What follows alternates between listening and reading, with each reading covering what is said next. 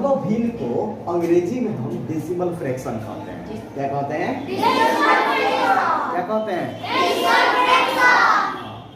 अब यह सबसे पहला बात ये आता है कि अगर कोई संख्या लिखा हुआ है तो क्या वह दशमलव संख्या है कि नहीं है। तो जान लीजिए, आप अभी तक आपने जितनी भी संख्याएं पढ़े हैं वो सब दशमिक प्रणाली के अंतर्गत ही आता है, यानी सब दशमलव संख्या है। सब क्या है?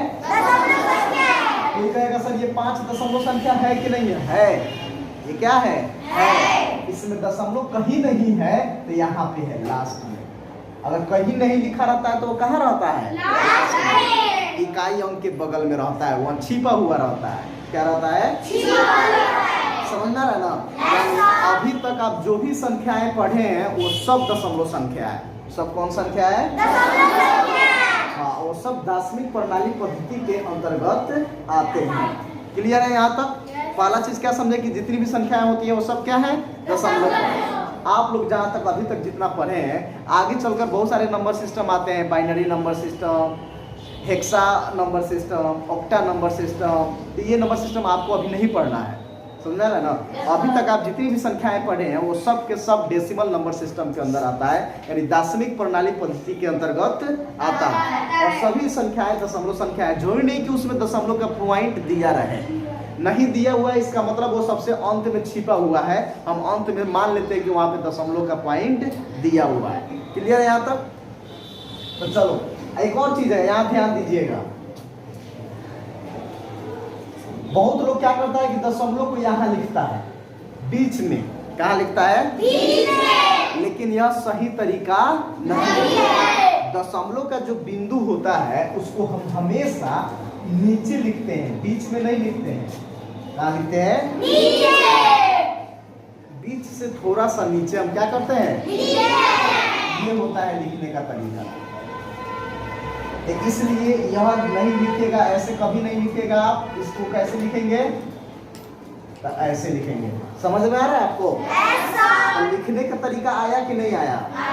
कहाँ लिखेंगे दशमलव के बिंदु को? नीचे लिखेंगे। कहाँ लिखेंगे? नीचे। यह लिखने का तरीका है कि दशमलव के बिंदु को हम नीचे लिखते हैं। कहाँ लिखते हैं? नीचे लिखते हैं। तो पहला चीज हम लोग समझ गए, दशमलव कहाँ लिखते हैं? कहाँ लिखते हैं? समझ गए ना? अब बीच में नहीं लिखते हैं, बीच से नीचे लिखते हैं। बीच से नीचे। तो ये क्लियर है यहाँ तक? पहला पॉइंट हम लोग का क्लियर हो गया।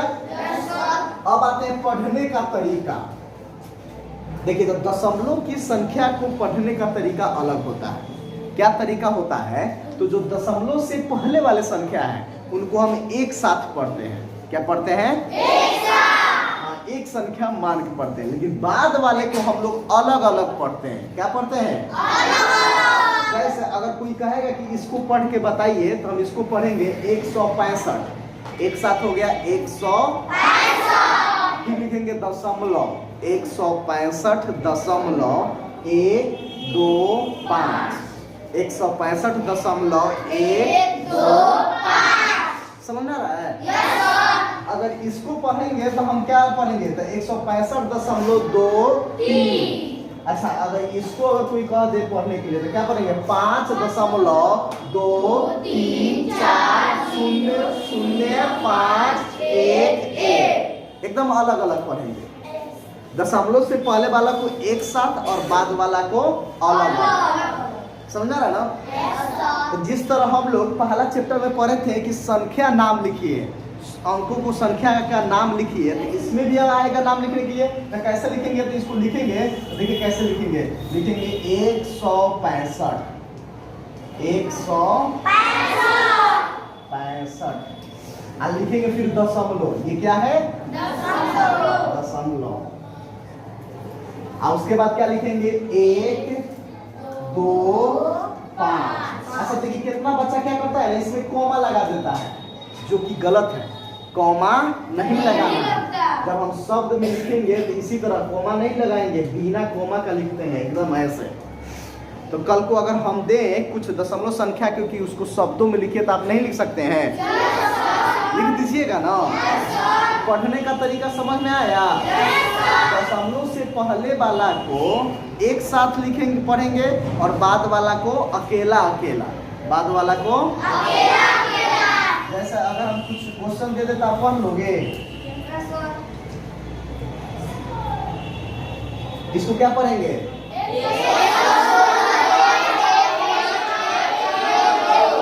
116.11512। ठीक है, अब शब्दों में लिखेंगे तो कैसे लिखेंगे? 116.115 क्या 1 5 1 2 2। अच्छा, कॉमा नहीं लगा। समझ में आ गया? तो अभी तक हम लोग को वो चीज पढ़ लिए 1 2 दो चीज हम क्या कर लिए? समझ में आ रहा ना? दो चीज क्या कर लिए? ठीक है, क्या क्या पढ़ने का तरीका और दशमलव कहाँ लगता है। तो दशमलव कहाँ लगता है? नीचे। अब पढ़ने का तरीका तो दशमलव से पहले वाला को एक साथ और बाद वाला को अकेला। क्लियर है? चलिए, दो टॉपिक क्लियर हो गया हम लोगों का। और आते हैं आगे। अब देखिए, इसमें जीरो का महत्व क्या है इसको समझना है, ध्यान दीजिएगा। ये हम क्या बात लिखे हैं कि जीरो का तो बहुत इंपॉर्टेंट है। इसमें क्या, अच्छा हम क्वेश्चन अगर आपसे करते हैं कि 5 में 50 में 500 में 5000 में कौन बड़ा है? 5000। 5 बड़ा है। कौन बड़ा है? 5000 ना बड़ा है जी। ये 5 कह रही है तो 5 को, अच्छा आपको 5000 रुपया दे दिया जाए, आप फिर कहा जाए कि 5 रुपया ले लो क्योंकि 5 12 है, 5000 हमको दे दो, दे देगी? अच्छा, किस हिसाब से बोली है तुम 5 12 है? हाँ, हमको पता है कि ढेर दिमाग लगा दिए कि दशमलव वाला सब पूछ रहे हैं तो कुछ मतलब होगा, इसलिए 5 12 हो गया। नहीं, ऐसा नहीं है, 5000 ही क्या है? अच्छा, अब इसी क्वेश्चन को देखिए कैसे हम चेंज कर देंगे। 5 5.0 5.000 5.000। अब कौन बड़ा है? 500।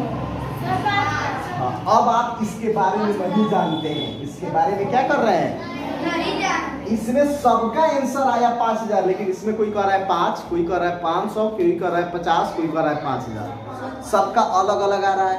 कारण क्या है कि आप दशमलव में जीरो की इंपॉर्टेंस को नहीं जानते हैं। तो जब जानिएगा तब ना आपको समझ में आएगा। तो इसी इंपॉर्टेंस को हम अभी आपको क्या करने वाले हैं? बताने वाले हैं कि आखिर काहे इसमें ऐसे बात हो जा रहा है, इसमें क्या हो रहा है। और मैं आपको बता दूं, इसमें कोई बड़ा नहीं है, सब बराबर है। सब क्या है? सब एक दूसरे के बराबर है। जबकि यहाँ पर ये 5000 12 हो गया। क्यों? ऐसा क्यों? क्योंकि सिर्फ एक की वजह से। किसकी वजह से? दशमलव की वजह से। समझ रहे ना? दशमलव गेम खेल गया, यहाँ खेल नहीं गया। अब उसको समझते ही क्या गेम खेला है। ठीक है, यहाँ ध्यान दीजिएगा कैसे हो रहा है।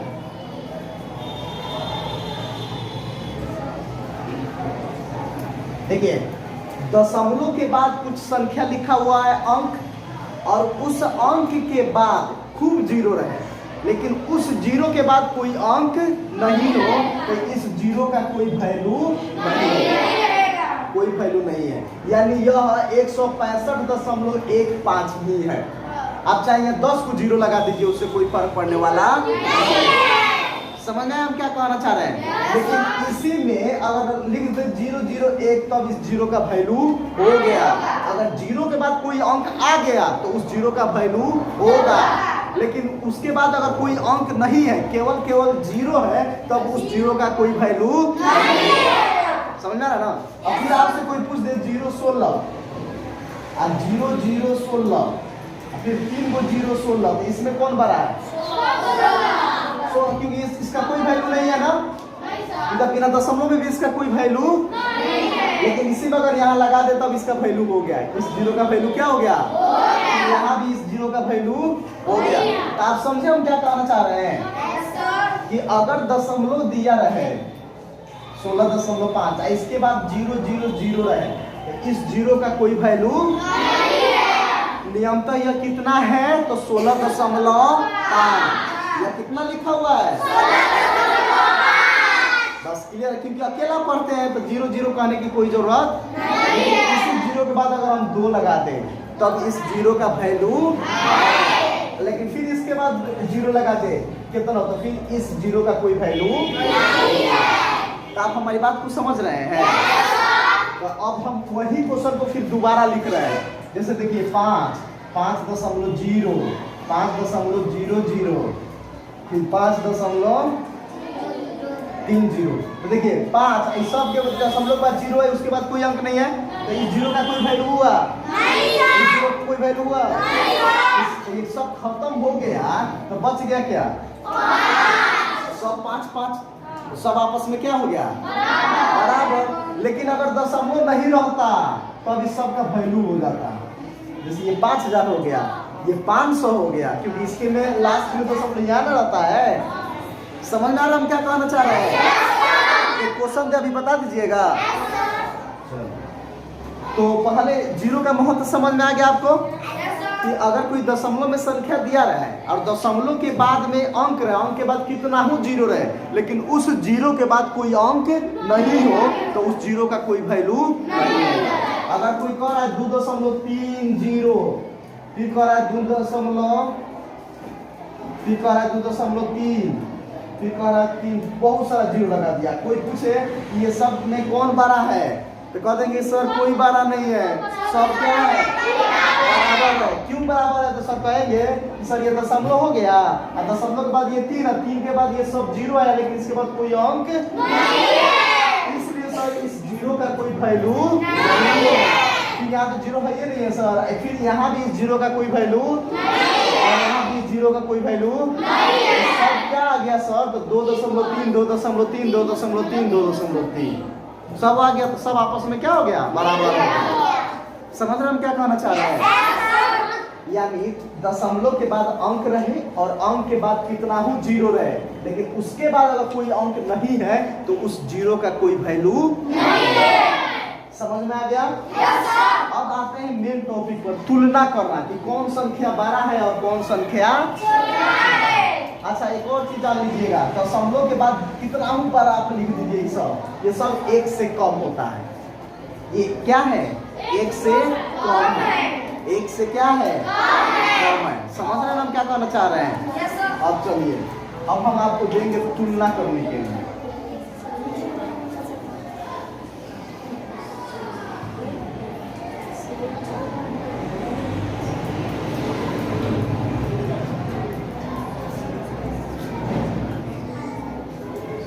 चलो हमको कौन बताएगा इसमें सबसे बड़ा कौन है?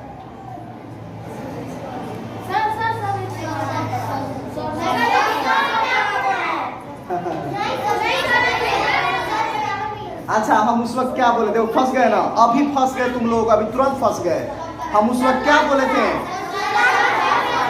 हम उस वक्त ये बोले थे आपसे कि दशमलव के बाद अंक रहे। अच्छा दशमलव के बाद अगर 0 आता है, लेकिन 0 के बाद अगर कोई अंक नहीं रहता है तब उस 0 का कोई वैल्यू नहीं है, लेकिन यहाँ 0 के बाद क्या है? अंक नहीं आ रहा है, तो इसमें सभी 0 का वैल्यू है कि नहीं है? है ना? तो कैसे कह दिया सब बराबर है बिना सोचे समझे? हाँ अगर यहाँ 5 नहीं रहता है, जैसे 5 को हम हटा देते सब में से, तो कहते इसमें कौन बड़ा है? तो सब बराबर है, लेकिन हमने तो सब में 5 दिया था। उस 0 के बाद जब अंक आ जाए तो उस 0 का क्या हो जाता है? वैल्यू होता है। लेकिन अगर अंक कोई भी नहीं रहे, केवल लगातार 0 है दशमलव के बाद, तब उस 0 का कोई वैल्यू नहीं है। तो तुम लोग समझेगा? सब कह दिए बराबर है बराबर है। अब देखिए बड़ा छोटा पहचानते कैसे हैं उसको समझिएगा। तो सबसे पहला पहचानने का तरीका ये है कि कौन बड़ा है कौन छोटा है, दशमलव से पहले वाले संख्या को एक साथ देखते हैं। दशमलव से पहले वाले संख्या को एक साथ देखते हैं। देखिए इसमें 16 है, इसमें भी 16 है, इसमें भी 16 है, इसमें भी 16 है। नहीं पता चला, अभी तक बराबर है, अभी तक सब क्या है? बराबर है। यानी दशमलव के पहले सभी में बराबर है, दशमलव के पहले सभी में बराबर है। अब उसके बाद दशमलव के बाद पहला अंक देखते हैं। यहाँ पहला अंक क्या है? 5 है। और यहाँ क्या है? 0 है। यहाँ क्या है? 0 है। यहाँ क्या है? 0 कौन बड़ा होगा, 0 वाला कि 5 वाला? 5 वाला। कौन बड़ा हो गया? इसलिए यह जो हो गया सबसे बड़ा हो गया, यह जो हो गया सबसे बड़ा हो गया। तो कौन दोनों को आ रहा था, सब लास्ट वाला बताए नहीं थे। कौन बड़ा हुआ? अब देखते हैं अब इस तीनों में सबसे बड़ा कौन है। तो फिर वही काम देखेंगे बारी बारी से। पहले दशमलव के पहले वाला को मिलाएंगे तो देखिए 16 16 16 बराबर है। अब यहाँ 0 0 0 अभी भी बराबर है। अब यहाँ देखिए दूसरा अंक 5, यहाँ दूसरा अंक क्या है? 0। यहाँ 0। तो कौन बड़ा हुआ? 16.05। अभी आ गया 2 नंबर पर ही, पहला नंबर पर ही। कौन नंबर पर आ गया? अब चलिए अब इस दोनों में देखते हैं। तो यहाँ तक तो दोनों क्या था? बराबर था। अब यहाँ क्या गया? 5 तीसरा नंबर पर, यहाँ क्या है? 0। तो कौन बड़ा हुआ? ये हो गया तीसरा नंबर पर। आइए क्या आ गया? सबसे छोटा, चौथा। समझ में आ रहा है? बड़ा छोटा तुलना समझ में आ रहा है आपको? तो हम अगर पूछे बता दीजिएगा आप लोग। चलिए तब हम पूछेंगे आप लोगों से। रेडी हो? चलिए 2 क्वेश्चन और हम बता देते हैं।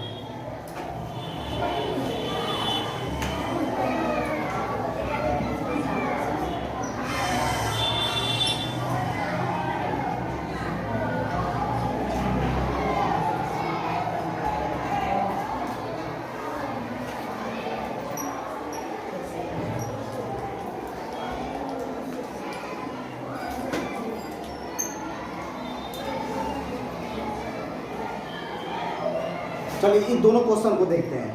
पहले इसमें बताइए कि कौन बड़ा है, ऊपर वाला कि नीचे वाला?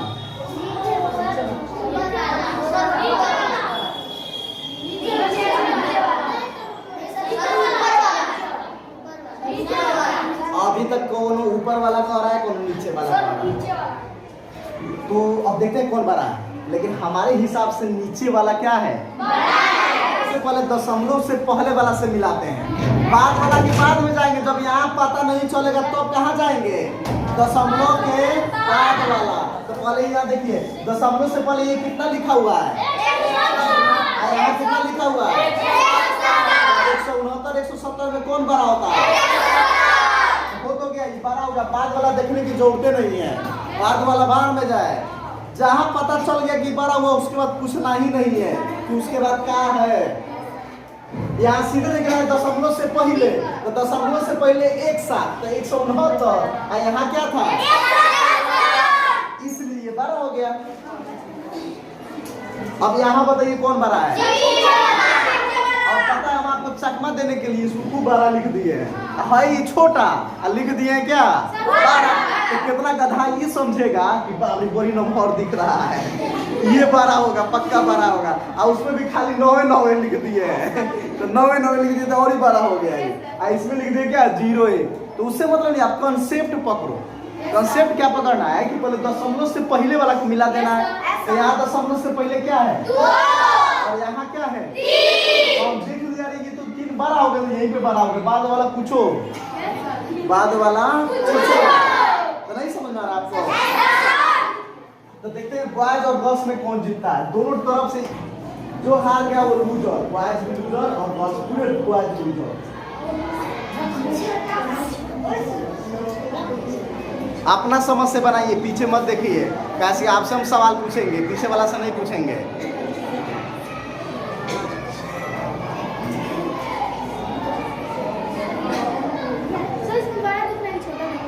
बारह पहले बोले ना, सबसे बड़ा कौन है उसको घेरना है। 12 वाला को क्या करना है? घेरना है। चलो तुम बताओ जल्दी जी। चलो तुम बताओ क्यों ये 12 है, कारण बताओ। हाँ 0 1 0 1 0 1 सर 0 से पहले यहाँ पे 1 है। ठीक है चलो बैठो, तुम अपना बताओ कारण। सर देखिए ये भी बराबर है, मतलब दशमलव से पहले वाला भी बराबर है, फिर ये भी बराबर है, 0 0 0 बराबर है, तो ये भी सर बराबर है। अगर 5 5 भी बराबर है, तीसरा जाता है सर, तो इसमें बच जा रहा है। चलिए लोग नहीं उतना ढंग से समझा पाए, अब हम समझाते हैं, बैठिए। देखिए इसमें अगर पता करना कि कौन बड़ा है तो सबसे पहले दशमलव से पहले 16 यहाँ भी और यहाँ भी 16, तो अभी तक हमको पता नहीं चला कि कौन बड़ा है और कौन छोटा है। तो हम आगे बढ़ेंगे, जब दशमलव से पहले वाला से पता नहीं चलेगा तो दशमलव के बाद वाला में जाएंगे। तो बाद वाला में हम एक साथ नहीं जाते हैं, एक कहो को पकड़ते हैं। कहो को देखिए यहाँ 0 तो यहाँ भी अभी तक भी पता, फिर यहाँ 0 यहाँ 0 यहाँ 1 यहाँ 1 अभी तक बराबर है, यहाँ 5 और यहाँ 5 अभी तक बराबर है। अब प्रॉब्लम ये खत्म हो गया, अब यहाँ है तो जहाँ खत्म हो जाता है ना वहां से 0 आप लगा सकते हैं। क्या सब लगा सकते हैं? यहाँ हम 0 दे दिए, तो यहाँ पर देखिए 9 और यहाँ पर क्या हो गया 0, तो 9 और 0 में कौन बड़ा है? 9। तो हो गया, बाद वाले को छोड़ दीजिए, यही हमारा क्या हो गया? समझना है कारण। अब इस पे आते हैं, इस क्वेश्चन को देखते हैं 12 और छोटा, ठीक है। तो देखिए शुरू में पता नहीं चल रहा है, 208 यहाँ भी 208। अब देखिए दशमलव के बाद यहाँ 0 यहाँ भी अभी भी पता नहीं चला, 1 1 अभी भी पता, फिर 0 0 अभी भी पता, फिर 1 1 अभी भी पता नहीं चला, फिर 0 0 फिर भी पता नहीं चला, 1 1 अभी भी पता नहीं चला। लेकिन यहाँ क्या है और यहाँ क्या है? कौन बड़ा हुआ? ये वाला क्या हो गया? क्योंकि अब कितना कहेगा 9 है सर, तो उससे मतलब नहीं है, बाद वाला जहाँ हमको पता चला उसी जगह छोड़ देंगे, उसी जगह क्या कर देंगे? समझ में आ रहा है आपको? 12 छोटा पहचान लीजिएगा। अच्छा इसी क्वेश्चन में आपको बढ़ते क्रम और घटते क्रम भी दे देगा। क्या दे देगा?